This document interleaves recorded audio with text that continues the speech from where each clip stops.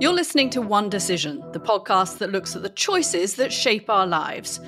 I'm Katty Kay from the BBC, a journalist and correspondent, and today I am your guest host. And I'm Richard Dearlove, former Chief of British Intelligence, otherwise known as MI6. Each week, this programme explores some of the biggest choices and issues that have global impact. We hear from key players who are making, informing and shaping the decisions that impact all of us. Richard, it's very good to be with you. I have listened to you many times, so it's a treat to be on the programme with you. Well, welcome. It's great that you're with us today.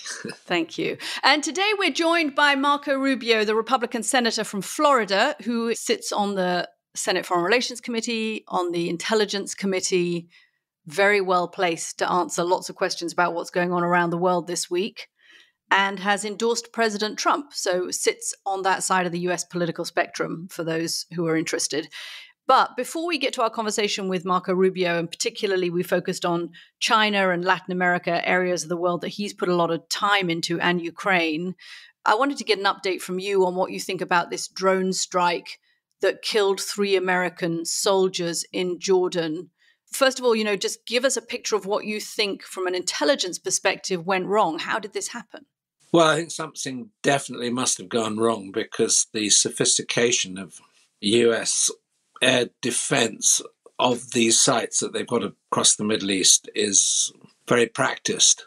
So the press are reporting, or there's a rumor or press story going around that the drone was mistaken for an American drone, which would, of course, be part of their aerial surveillance and early warning system. So it looks as though someone misread something, and I think that probably explains why the attack was successful, because, the countermeasures are there, and normally they work. And, one's seen in Ukraine, for example, with the intensity of attacks using drones, how effective countermeasures can be. But there was clearly an error or a slip-up, something went wrong. I mean, that's my diagnosis. I've got no inside information, but I think one has to reach that sort of conclusion. And of course, it's tragic that something did go wrong, and you have 3 dead American soldiers as a consequence of it, which is tragic for those families. So now it ups the ante on the administration to respond more forcefully than it has done up until now. The president has said he blames the Iranians for this and is weighing the response, but he doesn't want to escalate the situation. What do you think the options are on the table? Well, you know the system in Washington as well as I do, and the president will be given a number of options, which will go from low gear to high gear response, and there will be 3 or 4 or 5 different things that he can do. I mean, I think there's a growing concern, certainly in Europe and in the UK, and I think to an extent in the US, that Iran is pulling the strings. And okay, it's difficult to interpret the extent to which Iran controls these movements. And in this particular case, I'm sure the initiative came from Iran and the drone was certainly Iranian built, or that's what I would judge. And I think that'll be confirmed. So the president can either strike the sites where these militia groups are situated. I think they're mainly either in Syria or in Iraq. Or, they can go further and start looking at specific Iranian targets. And I think there's a general expression of a reluctance, to escalate and towards a direct conflict with Iran. So, I would expect that the strike initially to be limited. But, don't forget that Trump killed with a strike Qasem Soleimani, who was a hugely important figure in the Iranian regime. And of course, the anniversary of that strike was very recent and accompanied by a terrorist attack in Iran. So there is a precedent for going after the infrastructure of the Iranian IRGC, the Iranian Revolutionary Guard, which is the organization which coordinates all these militias and is pretty much trains them, supplies them, directs them, and is the sort of brains behind them. So we'll see. I think that there'll be a lot of pressure on Biden to maybe go after limited, but 1 or 2 perhaps crucial Iranian targets. We'll see. Yeah, I mean, you've even got, Senator Lindsey Graham in the Senate, one of the more hawkish members of the Republican Party in the Senate, saying he has to strike inside Iran, that striking proxies is not good enough. I assume Senator Graham means striking assets outside of Iran isn't good enough either. I want to get to Senator Rubio, and we'll get to that in just a second. But if you're sitting in Langley and you're Bill Burns at the moment, the director of the CIA, what are the kind of downside risks that you're looking at of striking Iranian assets directly inside Iran? What are the potential fallout of that? You provoke an escalation. I mean, let's bear in mind that if you go really back to sort of basics and try to understand the situation in the Middle East, there's an ongoing conflict between Sunni and Shia. So despite the attempts recently for some sort of mediation between Saudi Arabia and Iran, that is by no means, let's say, a settled conflict. So you could see a situation, if there's a strike inside Iran, let's say you hit an IRGC training camp where we know the militia are being trained, which is probably one of the target options that the president's been given, because the Iranians can respond by hitting strategic targets in Saudi Arabia, in which the Americans have a big interest. So you could see how quickly the whole thing could escalate into a much more general Middle Eastern conflict. And of course, the consequences of that could be massive, because the price of oil will shoot up. Initially, the price of Brent crude will probably go up to 120, 130 maybe. And of course, the side effect of that as well is a benefit to Russia, because it increases the cost of their oil, even given the limited markets that they have. So I think there'll be a degree of restraint, but a hard response, and probably it'll be against militias that are sited outside Iran. But let's see what happens. I think that's right. And the White House is very focused as well on trying to get this hostage kind of ceasefire pact through with Hamas and the Israelis and the Egyptians. And that, any direct strike in Iran or escalation could jeopardize that too. So there's a lot of reasons the White House is going to try and resist, I think, doing just tough enough is the phrase that's being used in Washington at the moment.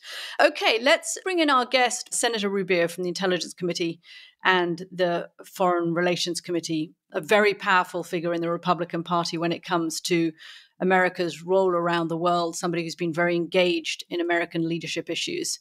And we wanted to speak to him particularly about where we are at the moment with China and Ukraine and Latin America. Senator Rubio, thank you so much for joining the program. It's a pleasure to be with you. Thank you for inviting me. So today we want to look at a range of issues that you're interested in, particularly, Senator. We'll talk about China. We'll also talk about Latin America. And I know that Sir Richard wants to ask you a little bit about Ukraine, which is at a critical juncture, both there and here in Washington at the moment. But let's start with China. A court in Hong Kong this week ordered the liquidation of the Chinese property giant Evergrande. The implications of that are likely to ripple across the Chinese economy, which is already underperforming. And I was just wondering if you think we're at a turning point in China in terms of the economy and what that might mean for the global economy as well. Well, I think there's a couple things at play here. The first is that, the system of economics that China has followed for the last 25 or 30 years is, it's hard to argue that it hasn't led a country that was once a developing country, has rapidly expanded its economy, pulled millions of people out of rural areas and into urban areas. It's created wealth and national champions. Now, it did it through a combination of factors. One is it sort of took advantage of the rules of international trade, where they took all the benefits of it and none of its responsibilities. They were able to provide cheaper labor so that foreign entities would invest production capacity inside of China, but they didn't respect intellectual property rights. So once they figured out how you did what you did, they would replace you with their own companies. They've chosen national champions, companies that they've sent out and abroad and have subsidized, and told them, go out and capture market share, become the dominant player in this field, and don't worry about making a profit.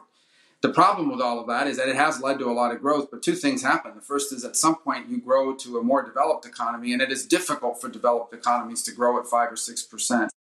The other is that it's created tremendous inefficiencies inside of these companies and corporations that are national champions in China. So even though they've captured this market share, because they haven't been driven by free enterprise, They haven't had to compete, and they're not as efficient. So they've made some investments that don't make sense. The third is demographic.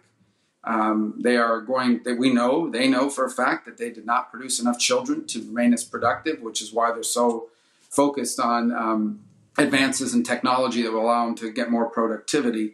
And the fourth is that it's not a very transparent system. It's very difficult to actually know what the actual numbers are, even what the health of some of these companies are, because they don't have the same transparency requirements that you need in the West, for example, to be publicly traded.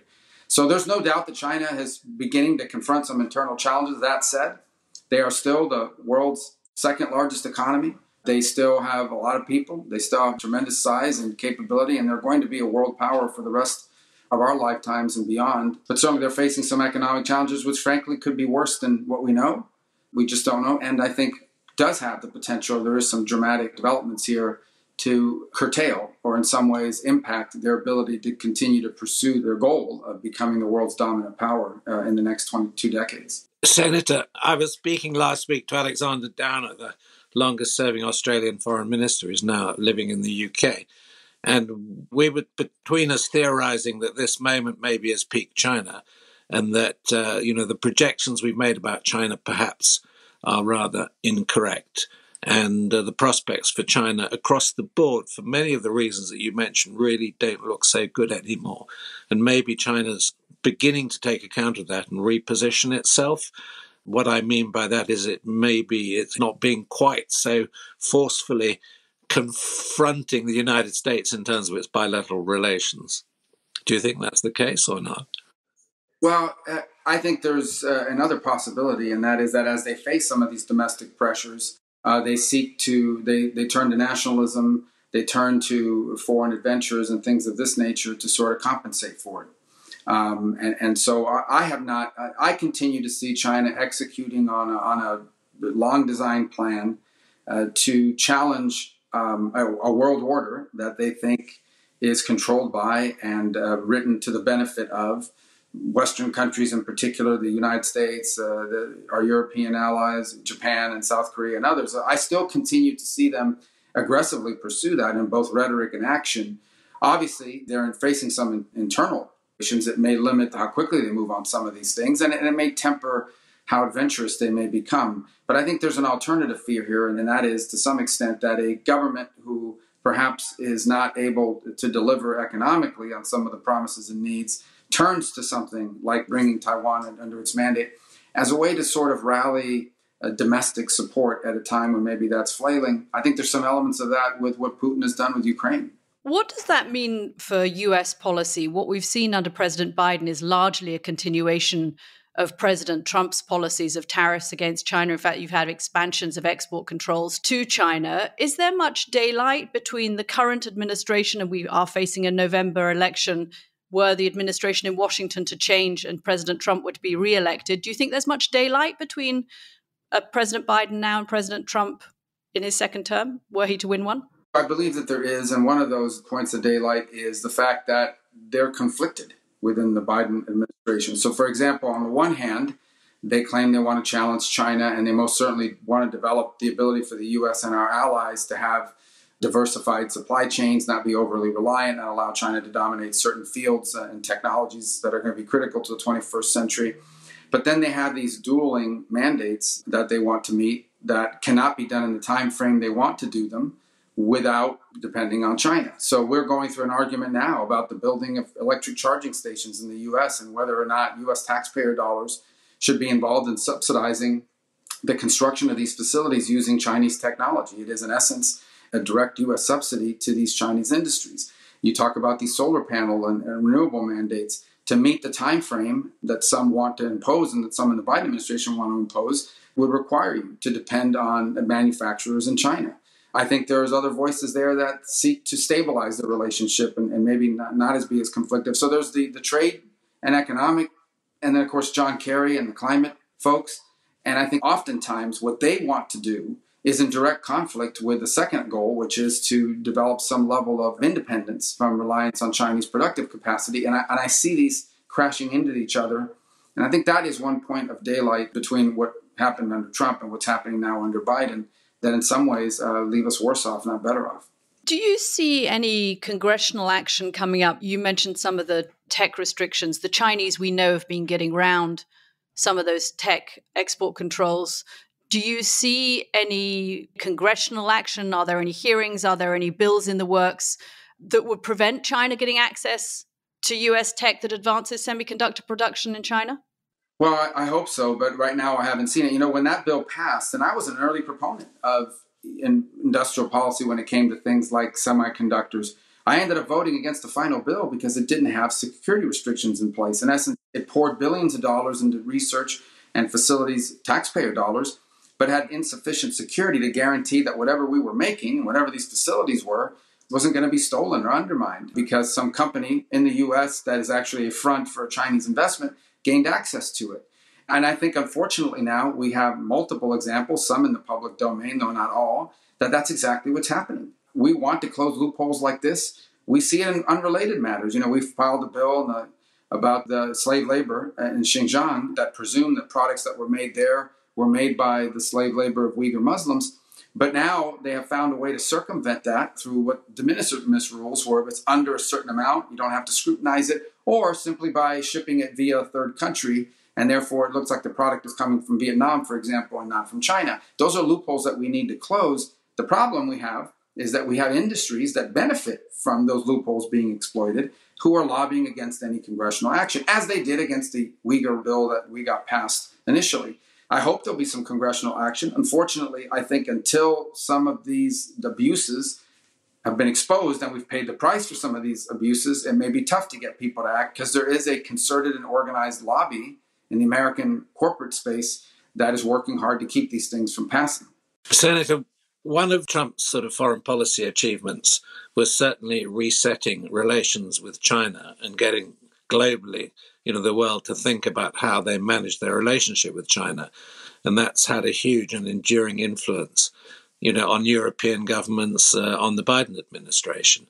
But one of the things, I'm speaking here as a European and a former head of intelligence, that really worries me is the whole issue of Ukraine. Now, you're on the Senate Intelligence Committee. You know pretty well, I think, what the military situation there is.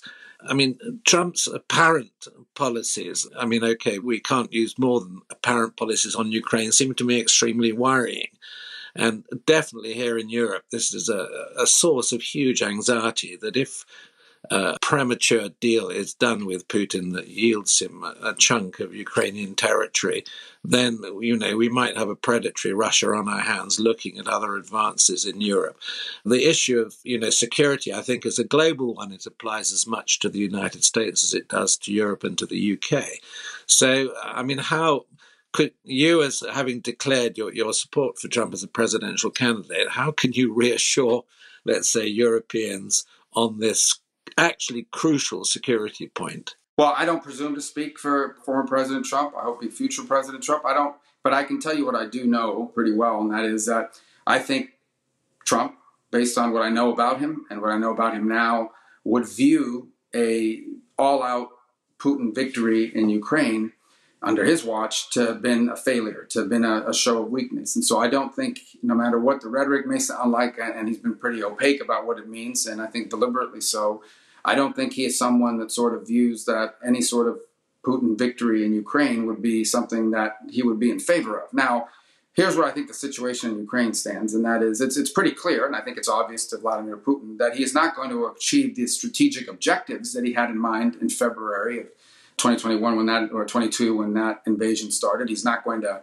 conquer Kyiv, and take over. So that's not going to happen. I think he has settled into the belief that holding on to the territorial gains he has made and compelling neutrality on Ukraine, meaning not joining NATO, not becoming a member of the EU, is victory, as he defines it. I think he feels as once he makes it past his fake elections in March, and because he controls the media inside of Russia, he can sustain domestic support for his efforts and for whatever he determines to be victory.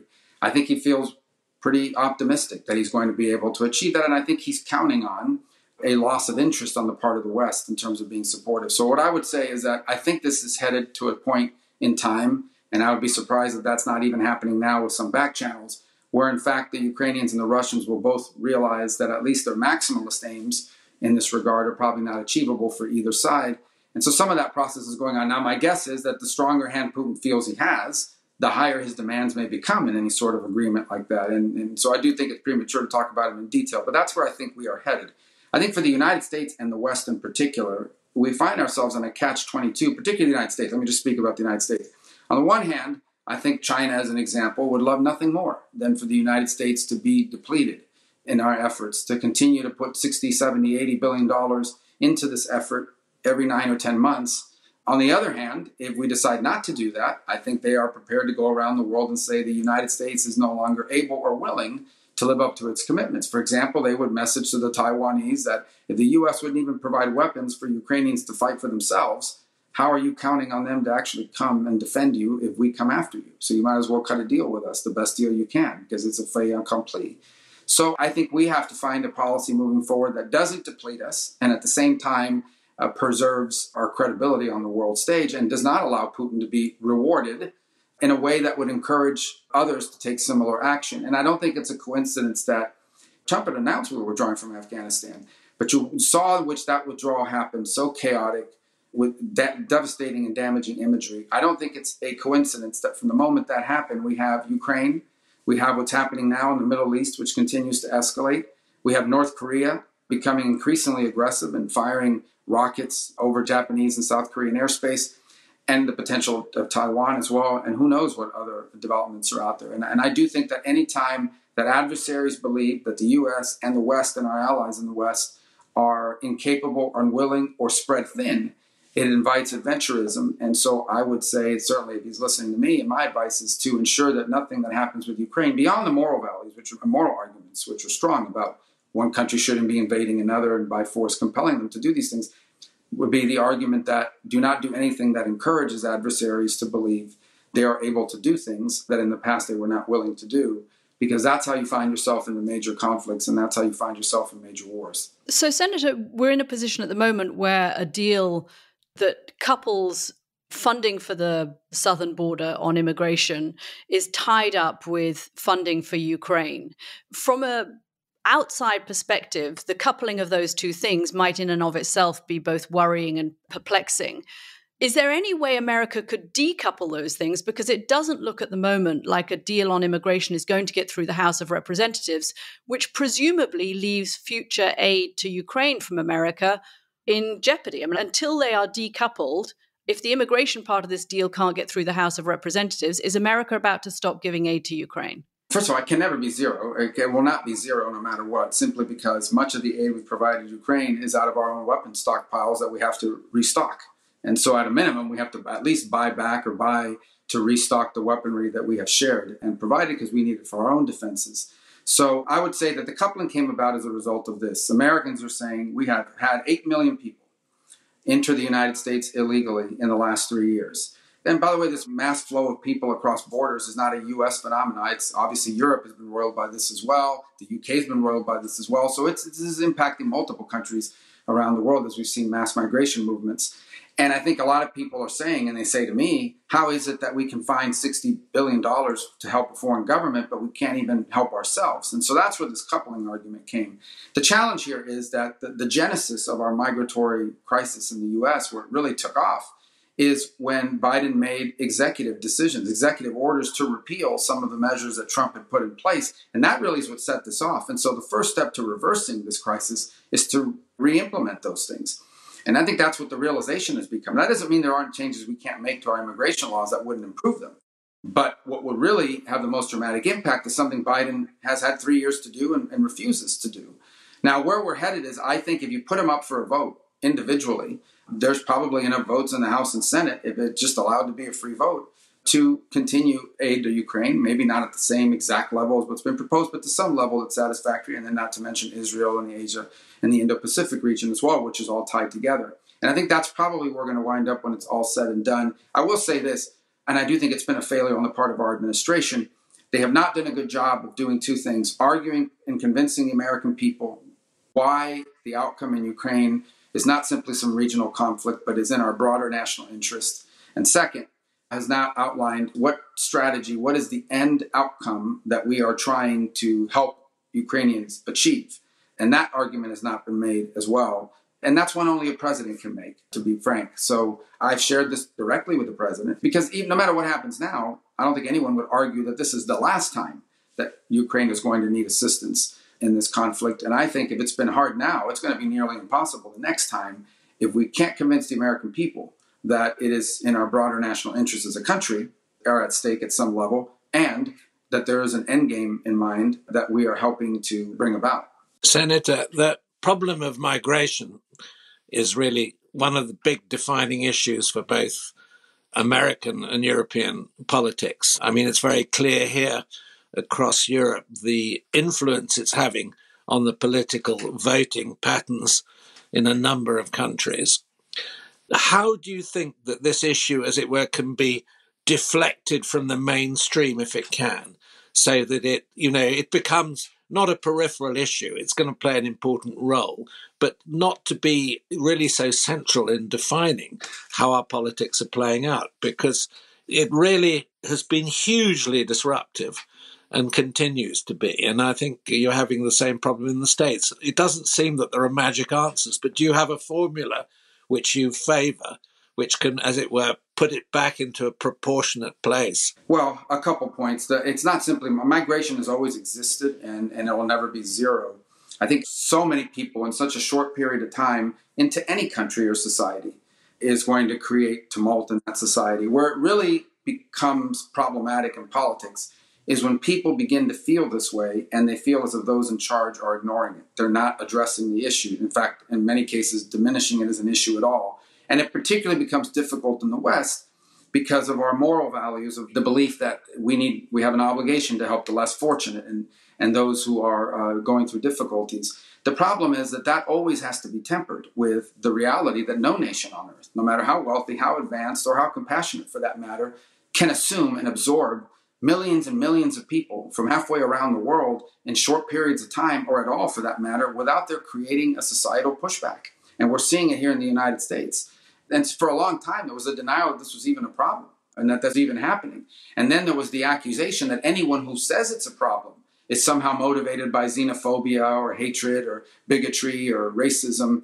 And only now that this crisis is reaching major metropolitan areas like Chicago, like New York City, like major airports where hundreds of people, migrants, are living in these airports, and it's now impacting people far from the border, are we starting to see this desire to address it 3 years later? I think the best way to remove it from a divisive issue in our politics is to begin with leaders that all agree and acknowledge that it has to be fixed. And one of the things that's causing migration at this mass level is when you have policies that incentivize it. When people realize that if they get to the border of the United States, they will be allowed to cross, they will be allowed to enter, they will be released pending a court hearing way down the road that they are not going to show up for, you have created an incentive for more people to come. The more people are successful doing it that way, the more people will come. And so in essence, you are incentivizing the creation of a migratory network, of a migratory pathway, and you're luring people into that and into the hands of these evil cartels. And then I have to say it, because I'm not going to venture to guess, but you put 8 million people from anywhere on the planet, they're not all going to be saints and angels. There are going to be bad people embedded. In 8 million people, you take a cross-section of 8 million people from anywhere in the world, there will be people there that are not just fleeing for a better life, they're fleeing the law, they're criminals, they have ideologies that are dangerous, and eventually there's going to be something that happens as a result of someone who came across that border illegally, and then we're really going to be in a very different place when it comes to this. So I think we've got to get rid of those things that incentivize so many people to come so quickly and illegally across the borders of any country, including our own. Talking of incentives, we've seen in the last few years a quite dramatic expansion of the number of Chinese migrants moving into Latin America, some of whom are coming across the border, but many more are staying in Latin America itself. What kind of impact is that movement of people having on Latin American economies? If Chinese are moving in, setting up their own businesses, changing local economies, making it harder for local artisans to do their business, what kind of impact does that have on US and the US border? Well, first of all, in some of these countries, it puts tremendous pressure on them because their economies are even more vulnerable to disruption, even more vulnerable to influx of labor that those native-born citizens can't compete with. So it creates additional pressures on that and it fuels additional potential populism. The other phenomenon that's happening is as the Chinese get these contracts to do work, they don't simply get the contract to do work. Their companies bring their own workers. They bring their own workers to do and work on these projects. And then what happens is the project ends and these workers decide, maybe I don't want to go back to China. Maybe I'd like to stay somewhere here or somewhere closer and maybe even use it as a way to get into the United States. So we're seeing a lot of that happening as well. But as far as the countries are concerned that you speak of specifically, it's difficult, for any country to absorb people from halfway around the world. It was bad enough that they couldn't get hired on the project that the government cut a deal with China on. But now these people are entering the workforce and competing, lower labor costs against people from that country. And it starts to create a lot of internal friction in these societies, as well as create incentives for migration. If the working class in those countries can't make ends meet, they have reason to leave as well. We saw a very similar pattern with China and Africa of the Chinese moving in, propping up authoritarian regimes, bringing their own people, sweeping up commodities. And frankly, the US was just slow to spot it and slow to respond to it.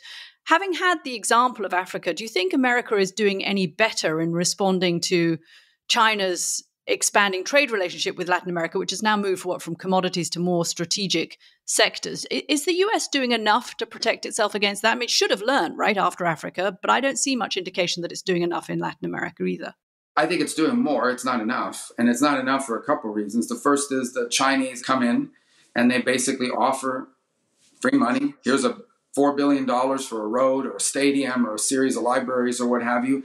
And here's a 10 or 15 million for you and your friends under the table to benefit you directly. It's hard to compete against that. So that's the first thing that we've seen happen. What I do think is that there's been some growing awareness on the part of some of these governments at the vulnerabilities of debt trap, at the vulnerabilities in technology, if they're embedded in your system. The flip side of it, and some of these companies will make this argument, is that, for example, they need to develop their 5G networks. And the only cost-effective company on the planet that offers not just 5G, but all the suite of goods that come with it, like safe cities and surveillance technology, the only one they can afford is the Chinese one because it's at a lower price. It comes with economic incentives attached to it, money to pay for it, loans, and often it comes with bribes. And so what happens is these projects get embedded into those countries and societies, and then now they've got contractual rights. And the other thing we've seen is the exploitation of raw materials, the lithium grants that they've gotten in places like Chile and the like. So I think there's a growing awareness on the part of some of these governments about the danger it poses, but they face the cross pressure of needing to create economic development. And for them, it's oftentimes difficult to walk away from billions of dollars of what they view as free money that they can get credit for and that the populace will reward them for in the short term, and that oftentimes are incentivized by bribes as well and how they're getting these projects. And then once they get themselves into this situation, it's difficult for future administrations to extricate themselves from it because they either have contractual rights or because now they're embedded in your system and you need them for replacement parts and upgrades. And because we don't offer a lot of competition either. I mean, most of our companies can't, by law, go down there and compete by offering better bribes, as an example. So I think the lack of alternatives has also been a challenge. So I think there's more awareness, but we're still not doing enough. And there are still a bunch of places where you're very concerned that they could expand their trade grip. Senator, one of the issues you've taken a great interest in and had some success is Chinese production of fentanyl and the extent to which, you've sought Chinese cooperation in suppressing, criminal production and export of fentanyl. I mean, do you think you've got some, genuine response there from the Chinese leadership? Because in a way, you could also see it as a sort of socially damaging initiative, which could be discreetly encouraged on the part of China because of the problems it's creating in the United States. I would think it'd be naive if they didn't view that as something that weakens America and therefore is good for them in the long term. I think it'd be naive to believe that they don't view it that way. I think they view that issue as one that's not their problem, it's our problem. They are willing to use it as a leverage point, as an easy give in a negotiation, maybe arrest a few people, crack down here or there. But the bottom line, and at the end of the day, is that today it remains the case that there are companies inside of China that not only produce fentanyl, but produce all the precursors materials with fentanyl, who openly ship it either here domestically to the United States in ways that we're not tracking, and openly have trade relationships and commercial relationships with criminal enterprises and cartels in Mexico who are producing fentanyl, which is extremely cheap to make and extremely profitable when you sell it on a per volume basis, it's the most lucrative and profitable drug ever produced. And so I don't think that there has been a sincere effort on the part of the Chinese to disrupt it. Frankly, I don't think they see any benefit in disrupting it for them, other than now and then, maybe doing some symbolic act as part of some way to show that they're seeking stability in the relationship. An easy give, but one they don't follow through on. And frankly, it's one that we're going to continue to confront here in the years to come, because it's not just the Chinese, it's their partners in these Mexican cartels who are working hand in hand. The Trump administration did one deal and the flows sort of seemed to stop coming into America by post. They just went through Mexico instead. The Biden administration got to another agreement last November with Xi, and let's just see whether that actually makes any impact. I think you're right. It's very hard to stop the flows. They seem to find other ways. A bit like AI attacks on the United States, or the potential of AI threats to the United States. And I was just wondering, we've had a week in which there was a fake robocall of President Biden telling people not to vote in the New Hampshire primary. And then we had Taylor Swift having explicit pictures of herself being spread all over Twitter. And what could America do more to protect itself from AI threats, whether they come from China or from elsewhere? Does there need to be, for example, I don't know, some sort of government agency that is looking at this seriously as a threat from outside sources and external actors?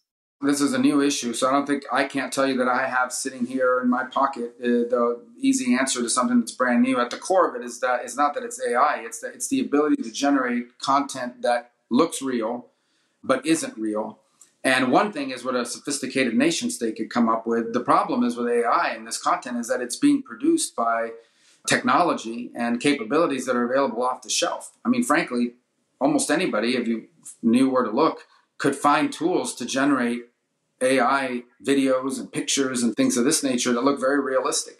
And so I think there's a couple things that are, I think one of the first steps is simply awareness about it. Like if you see something somewhere that looks sort of over the top, almost unbelievable, maybe it is. And so I just think we have to make people aware of that fact and understand that that's a fact. And look, clearly no one wants, you mentioned Taylor Swift. I mean, the fact that people are putting out pictures, explicit pictures of her that aren't real, I imagine is devastating and troublesome and problematic at the individual level and for society as a whole. And so I'm glad to see that some of the tech companies have worked hard to prohibit those searches from happening.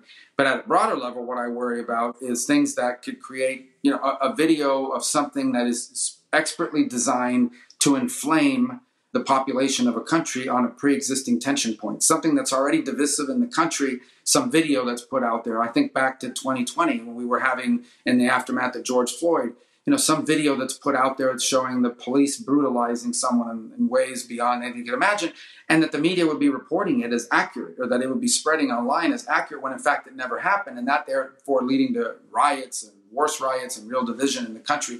I worry about things like that. I worry about videos and efforts to undermine candidates on the eve of an election and things of this nature. It really begins with awareness and then some ability to identify what isn't real and label it as such as quickly as possible. And frankly, it'll require the media and these platforms to also be very careful. Senator, can I ask you a general question about the Senate Intelligence Committee without asking you to be indiscreet? What's keeping you awake at night, given your privileged position? Look, anytime people are shooting at each other, anytime armed groups or nation states are firing at each other, the risk of escalation is very real for two reasons. The first is because whether it's because of a decision made by a field commander or an outcome you didn't anticipate, those strikes may cross a line. And so we now face a situation, for example, where, don't get me wrong, Hezbollah wants to destroy Israel, but they don't want a war right now, and Israel probably prefer not to have a war with Hezbollah. Yet they may very well arrive at one because they are both having to confront one another in a way that could rapidly escalate. I think about the situation with the Houthis and them targeting commercial vessels. You think about the strikes that just killed 3 American and wounded 20 others that were conducted in Jordan by these Iranian-backed groups that will elicit a U.S. response, probably and hopefully directly against the Iranians. But I say that with the understanding that itself could trigger a response that could rapidly escalate. I worry about in North Korea, where you have this Kim Jong-un that's now firing weaponry in a way that could lead to a response if misinterpreted or if he hits the wrong thing. Obviously, we understand that if the Ukrainians conduct an attack that somehow crosses some line in Putin's mind, it could lead him to begin to target other countries that he thinks has provided logistical support. Or frankly, hits a target inside of a NATO country that maybe didn't mean to hit, but it got there, and now there's a response. So that's what keeps me up at night. We have a lot of irons in this fire, stoking these fires, and eventually, unless it's tamped down, one of these fires can emerge into a full-blown inferno and very quickly wrap us up in a conflict. So I don't want to be alarmist, but at the same time, I recognize that we have a lot, in many parts of the world, we have a lot of tension and a lot of armed conflict going on, any of which could quickly spiral and trigger much broader conflicts. We saw how the October 7th attack in Gaza has now spread to the Houthis, which was nobody anticipated in the Red Sea. And of course, these Iranian groups targeting Americans in the region as well, and how quickly this could spiral out of control. And suddenly we find ourselves in the midst of a much broader conflict that will have dramatic implications, not just on security, but on our economy. And on that cheerful note, Senator, thank you. He asked me a question, you know. Thank you very much, Senator. It was a pleasure. Thank you. I appreciate the time. The Global Story is a brand new podcast from the BBC World Service, bringing major news stories into focus. Every weekday, we take a close-up look at one big global news story so you can understand what's really going on. While the Global News podcast brings you all the latest world events, we drill deep into one major story, providing insights from the BBC's worldwide network of journalists. The Global Story, making sense of the news with smart takes and a fresh perspective.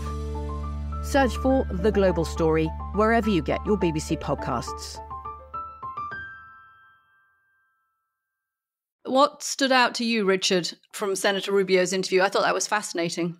Well, it's absolutely fascinating. He's certainly amazingly fluent and well-informed and good on the things that he knows about. Obviously, he's got a very strong interest in Latin America and in China, and he's been very forward on commenting on those issues. I mean, what I found surprising was the way he treated Trump's presidential ambitions almost with normality. He didn't reflect to a great degree, the anxieties that some of us have. And I thought what he said about Ukraine was particularly striking. I got the impression, actually, that he felt that the US should be continuing to... He didn't actually say that, but he did show a degree of sympathy. And he made an interesting comment, which really was saying that Trump would have never allowed Putin to get into a situation where he could claim victory in Ukraine. I'm not sure I'm reassured by that, but it was an important comment coming from somebody who's immensely well placed. And I thought when I asked him right at the end, what kept him awake at night, I thought that was very, he ran through the various military conflicts that the US are watching closely or involved in, and of course underlined the fact that one of them could reach flashpoint and become, a much more serious fire than it is at the moment. Yeah, another reason why the administration doesn't want an expansion of tensions and war in the Middle East is because they are kept awake, as Senator Rubio said, by so many other conflicts at the moment. I was also struck by how hawkish he was on China and trying to kind of draw daylight between President Trump and President Biden, when actually Biden has pretty much followed Trump's policies. And my sense is that relations between the US and China have kind of improved over the last 6 months, but he was taking a much more hawkish position. And we know that President Trump has raised the prospect of across-the-board tariffs on Chinese imports. And I wondered if that kind of hawkish position was a reflection of what might be coming. It was fascinating because the Chinese definitely, I think in the last 8 to 10 months, have stepped back from confrontation with the US. There have been various high-level meetings to, let's say, de-escalate the tension between the two sides. And the commentators here in the UK that I sort of trust on China say that, China seriously overplayed its hand and is having second thoughts. But you're right. Rubio wasn't giving them much credit and was taking a very hard and a very tough line. So, it may well be that that's what is intended by the Trump administration. But there's no question that I think if you look at Trump's foreign policy, I would say, it was an achievement to get the West to rethink its relations with China. He sounded quite optimistic, or at least he, as you said, sounded like he thought it was a good idea that America carry on supporting Ukraine. I don't know from the sort of domestic politics here whether that optimism is well-founded, given that this bill is tied up, as we said, with the immigration politics in Washington and might not get through the House of Representatives, might not even come to a vote in the House of Representatives. But I imagine that would be good news to European ears, wouldn't it? That's what they would want to hear. Well, I think, very good news for the Europeans as they're trying to force Hungary's hand and, make sure that Hungary doesn't sort of prevent this massive subvention which the Europeans are preparing to give to Ukraine. But there again, Rubio didn't come across, let's say, as a really enthusiastic supporter. He's saying, support would continue. But he didn't make it sound as though the Republican Party would really step up big time and give, huge subventions. It was sort of more of the same. We'll see. It's worrying from my point of view. Sir Richard, thank you very much. I enjoyed that a lot. Katty, it was great. And you asked some very, very probing questions, and you really got him talking in a most informative and interesting way. That's it for this week's episode of One Decision. We drop new episodes every Thursday. Like and subscribe so you never miss an episode. Drop us a line. Tell us your thoughts. What decisions have impacted you and where you live? You can write to us. Our email is onedecision@onedecisionpodcast.com. From me and the team, thank you for listening and see you next time.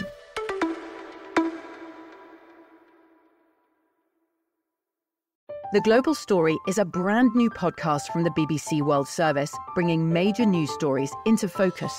Every weekday, we take a close-up look at one big global news story so you can understand what's really going on. While the Global News podcast brings you all the latest world events, we drill deep into one major story, providing insights from the BBC's worldwide network of journalists. The Global Story, making sense of the news with smart takes and a fresh perspective. Search for The Global Story wherever you get your BBC podcasts.